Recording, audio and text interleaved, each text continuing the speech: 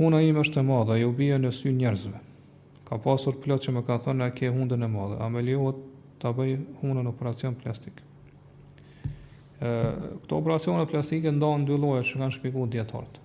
Po një lloj është me largu një tmet që e ka njeriu, po që e ka pi lindjes ose që ju ka shkaktuar më vonë prej ndonjë aksidenti, edhe me kthy pra në sozat normales, kjo lejohet inshallah.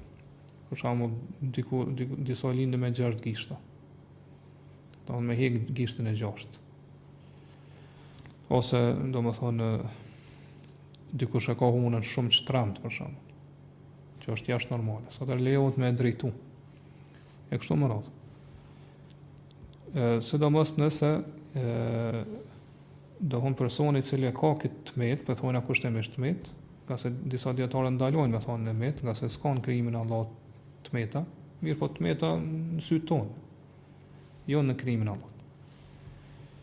Pra dietarë thonë që nëse ai njihet keq, pra shpirtërisht psikikisht ose tjerë të bullizojnë ose njihet keq ose s'mundet me dal para njerëzve, do thotë me atë hund shtramt që e ka për shembull ose disa që i kanë vesh pra kështu llapoç që i thonë të në. Nëse kjo i bën një farë lloj presioni psikologjik, atëherë lejohet inshallah me bë kësi operacion. Pra lloji i dytë është kur ndalohet që janë operacionet cilat i bën njeriu plastike për mu zbukuru.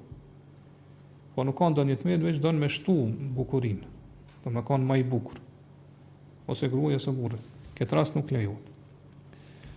E sa i përket kësaj që u përmend se huna vërtet është e madhe, ty kjo të bën mundni keq kur jemi prezencë njerëzve, nga se këtë ta përmendën ose çfarë tresh me njerëz syti shkojnë te huna jote dhe ti nihesh keq. Atëherë inshallah, çu kanë thonë fatva dietar, lejohet inshallah me zvoglu.